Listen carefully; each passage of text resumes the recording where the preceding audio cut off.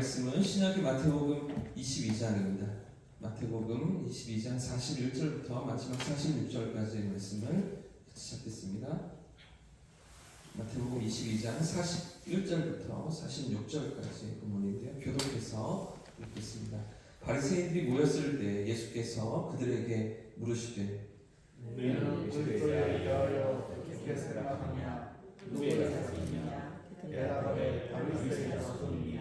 이르시되 그러면 다윗이 성령에 감동되어 어찌 그리스도를 주라 칭하여 말하되 주께서 내 주께 이르시되 내가 내 원수를 내 발 아래에 둘 때까지 내 편에 앉아 있으라 하셨도다. 다윗이 그리스도를 주라 칭하였은즉 어찌 그의 자손이 되겠느냐 하시니 한마디로 능히 대답하는 자가 없고 그날부터 감히 그에게 묻는 자도 없다. 아멘. 할렐루야. 아멘. 우리 하나님의 은혜가 우리 가운데 함께 하실 줄 믿습니다. 아멘. 어제는 우리 장로님과 함께 바리새인들이 들고 나온 세 번째 논쟁 장면을 살펴보신 줄 압니다. 우리가 계속해서 세 번의 논쟁을 우리가 살폈고 오늘 이제 예수님께서 반격하시면서 예수님이 질문을 던지시는 대목 가운데 우리가 서 있는데요. 계속해서 공격하고 시비를 걸며 예수님을 넘어뜨릴 그런 거리를 찾던 종교 지도자들은 예수님께 아주 보기 좋게 지금 물을 먹고 있었죠. 완전히 창피를 당하고 무안을 당하는 그런 상황 가운데 서 있었습니다. 이런 가운데서 예수님이 이제 질문을 던지시는데 41절 말씀을 보시면 바리새인들이 모여있던 자리로 다가가셔서 예수님 질문을 던지십니다. 친히 예수님이 그곳으로 찾아가셔서 이런 질문을 던지시는 장면인데요. 42절 말씀입니다. 같이 한번 읽어보겠습니다. 시작. 너희는 그리스도에 대하여 어떻게 생각하느냐? 누구의 자손이냐? 대답하되 다윗의 자손이니라. 그러니까 너희가 기다리는, 너희가 고대하는 그리스도가 누구의 자손이라고 생각하느냐? 이렇게 질문하시는 것인데요. 이렇게 묻자 다윗의 자손이라고 그들이 대답을 하죠. 이것이 당시 유대인들과 대부분의 이스라엘 백성들이 가지고 있던 메시아에 관한 생각이었습니다. 다윗의 자손이라는 표현은 메시아께서 다윗과 같은 왕으로 오실 것이라는 믿음이었고요. 또 그런 왕과 같은 역할을 함으로써 이스라엘의 영광을 회복시킬 것이다. 이런 꿈과 기대를 가지고 있었던 것인데요. 그럼 여러분, 이런 유대인들의 생각과 믿음이 옳은 것입니까? 틀린 것입니까? 다윗의 자손으로 오신다. 다윗과 같은 왕으로서의 역할을 하신다. 여러분, 맞는 이야기입니까? 틀린 이야기입니까? 맞는 이야기입니다. 메시아는 다윗의 자손으로 오신 분이 분명하죠? 구약의 모든 내용이 그렇게 향하고 있습니다. 이새의 줄기에서 다윗의 뿌리에서 한 싹으로 오시는 메시아일 것이다 라고 이사야 선지자도 그렇게 예언하고 있기 때문이죠. 그런데 문제는 이런 유대인들이 가지고 있던 다윗의 자손이라는 개념에 한계가 있는 것입니다. 다윗의 자손이라고 생각했던 그들의 모든 고정관념은 다윗과 같은 정치적인 독립을 주는 그런 민족적인 메시아로 생각했다는 것. 여기에 한계가 있고 문제가 있는 것인데요. 로마로부터 이스라엘에 독립을 주고 자유를 주고 다윗 시대의 영화로운 나라로 회복시키는 그런 메시아로만 이 오실 메시아를, 구원자를 그렇게 한정시키고 그런 민족적이고 정치적인 그런 구원자로 생각했던 것. 여기에 문제가 있는 것인데요. 사실 다윗의 자손으로 오신다는 이 표현 속에는, 이 약속 속에는 다윗의 자손일 뿐 아니라 또 다윗의 주가 되시고 다윗보다 먼저 계시며 다윗과는 비교도 할 수 없는 영광스러운 하나님으로 오신다는 그 약속이 그 안에 담겨져 있는데 그런 개념은 이해하지 못하고 단순히 단어적인, 언어적인 그리고 자신들의 어떤 상황과 환경 속에 매몰되어 있는, 갇혀있는 그런 메시아로만 생각했기 때문에 그런 모습으로 메시아를 기대했기 때문에 자기들이 원하고 기대하는 그런 모습으로 바라보고 있었던 것이죠. 그래서 예수님이 이런 그들에게 다시 물으시는 질문이 43절 이하입니다. 들어보십시오. 이르시되 그러면 다윗이 성령에 감동되어 어찌 그리스도를 주라 칭하여 말하되 주께서 내 주께 이르시되 내가 내 원수를 내 발 아래 둘 때까지 내 우편에 앉아있으라 하셨도다 하였느냐. 다윗이 그리스도를 주라 칭하였은즉 어찌 그의 자손이 되겠느냐 이렇게 다시 되물으시는데요. 지금 예수님은 시편 110편의 말씀을 근거로 삼아서 바리새인들과 대화를 이어가십니다. 오실 메시아를 다윗이 주라고 불렀다는 것이죠. 그런데 어떻게 메시아가 다윗의 자손이 될 수 있느냐? 다윗보다 높은 주님이신데 그런데 어떻게 다윗의 자손으로 그분이 오실 수가 있느냐? 이런 질문을 지금 던지시는 거죠. 지금 우리에게 있어서는 전혀 문제가 되지 않는 개념입니다. 저와 여러분께 있어서는 전혀 이 부분이 어렵지 않고 또 난해하지 않은 그런 부분인데도 불구하고 2000년도 당시 메시아를 기다리던 유대인들에게는 도저히 이해할 수도 없고 받아들일 수도 없는 그런 개념을 예수님께서 말씀하시는 건데, 예수님이 인용하신 이 시편에 주께서 내 주께 이르시되, 이 부분이 아주 중요한 핵심적인 대목입니다. 여기서 주께서 할 때 주는 하나님을 가리키겠죠. 앞에 있는 주는 하나님이시고 내 주께 이르시되에서 내 주는 메시아를 가리킵니다. 그죠? 하나님께서 메시아에게 말씀하시되, 또 그래서 이어지는 부분에 보시면 내가 하시면 하나님이 내 원수를, 네 원수를 하니까 메시아의 원수를 네 발 아래 둘 때까지, 메시아의 발 아래 둘 때까지 하나님의 보좌 우편에 앉아 있으라, 이렇게 말씀하셨다는 거죠. 이런 말씀을 하나님이 그리스도를 원수들의 발 앞에서 일으키시고 승리를 주시는 것을 예언하신 그런 예언시입니다. 그러니까 다윗은 로마서에서 보시면 예언자로 표현되어 있는 부분들이 있는데요. 구약에 오실 메시아를 나타내면서 약속하고 그 예언자에 대해서 언급하는 그런 예언자로서 지금 예수님의 부활과 승리를 그 예언시로 지금 표현하고 있는 대목을 예수님이 끌어다가 지금 말씀하시는 대목입니다. 성령의 감동하심을 받아서 오실 메시아에 대한 예언을 찬양으로 지금 다윗이 고백하면서 하나님의 위대한 승리가 어떻게 드러날 것인지, 당시 어쩌면 다윗도 다 이해가 되지 않았겠죠.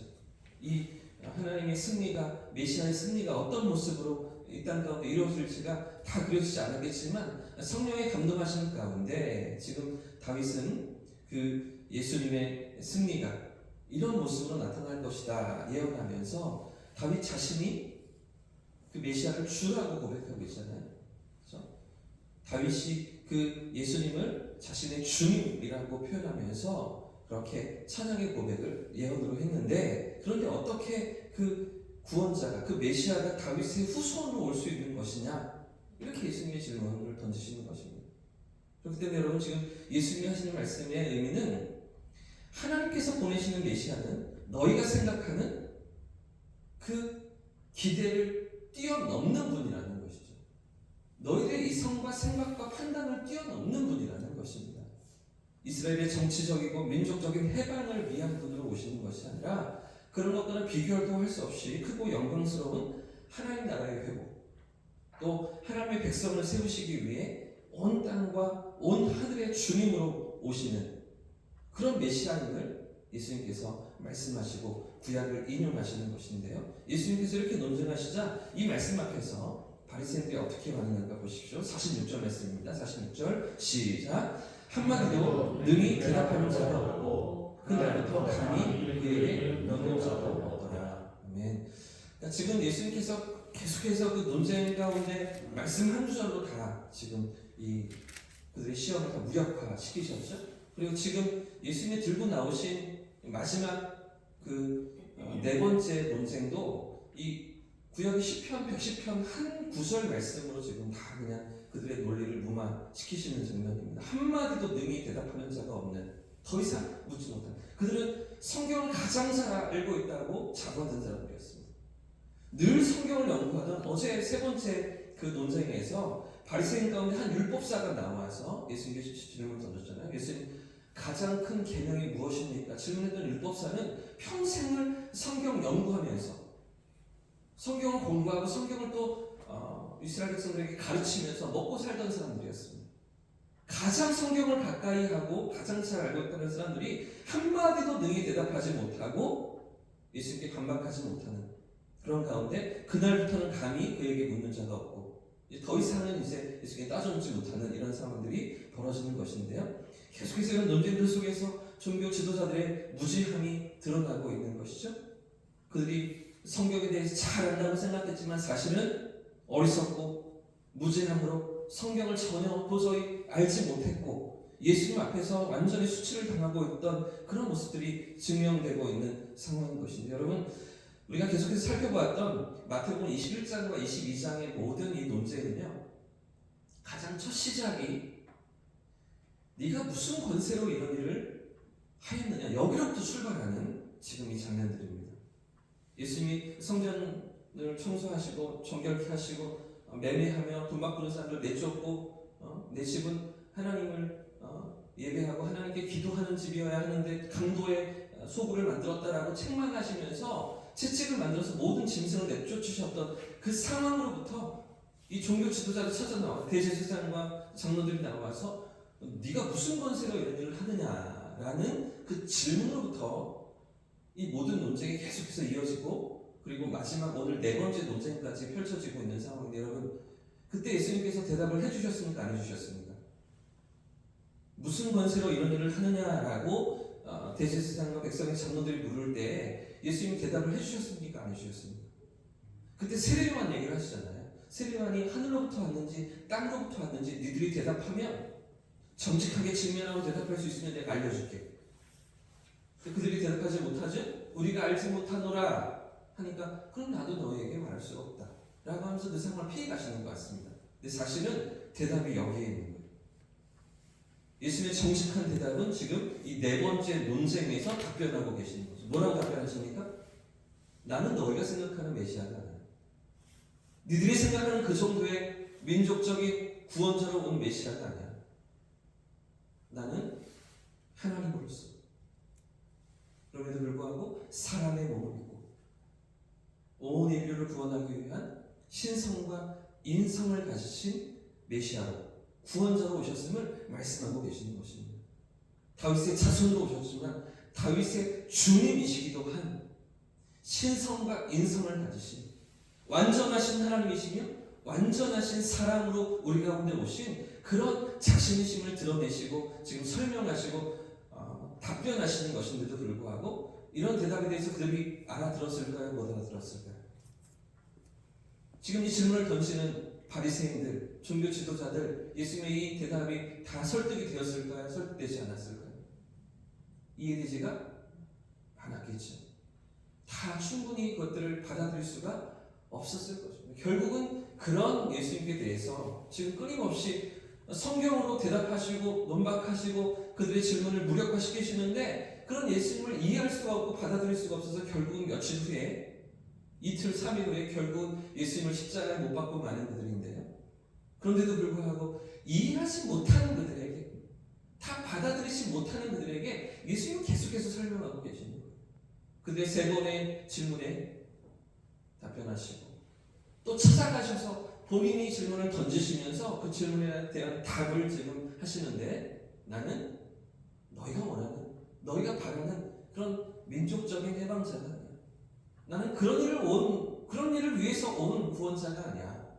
나는 온 인류를 위해서, 모든 죄인의 구원의 길을 열기 위해서, 하나님께로 나아갈 그 구원의 길을 허락해 주기 위해서 이 땅에 온 하나님이시며 다윗의 자손이심을 예수님께서 설명하시고 지금 논증하시는 것인데, 여러분, 우리가 믿는 예수님은 어떤 분이십니까? 내가 믿는 예수님은 어떤 분이십니까? 다윗의 후손이십니다. 구약의 모든 예언을 통하여서 다윗의 후손으로 오신다고, 그래서 우리를 위한 중보자로 오신다고 약속되어진 그런 하나님의 구원자이십니다. 뿐만 아니라 다윗의 주님이십니다. 다윗의 자손일 뿐 아니라 영원전부터 계셨던 하나님이시고 하나님의 아들이시고 동일한 권세와 영광과 능력을 가지신 그 모든 신성과 인성을 가지신 우리 주님이신 줄 믿습니다. 지금 오늘 본문에서 지금 종교 지도자들은, 바리새인들은 이해할 수 없지만 그럼에도 불구하고 예수님은 끊임없이 이것들을 설명하시고 말씀하시고 가르치시며 깨우치시는 것이죠. 오늘 이 말씀 앞에서 아마 제자들도 다 이해되지 않았을 것입니다. 그러나 그분이 죽으시고 십자가의 고난과 고통을 다 짊어지시고 뿐만 아니라 3일 만에 다시 부활하셨습니다. 그리고 성령께서 그들 가운데 임하셔서 그들의 생각과 또 영을 깨우시며 예수님이 가르치신 모든 말씀을 생각나게 하실 때 이 모든 말씀들을 받아들이고 또 이해하며 깨우치는 그런 제자들 아니었겠습니까? 여러분, 그렇기 때문에 오늘 우리도 주님을 알아가야 합니다. 예수님을 오늘도 우리가 새롭게 알아가야 합니다.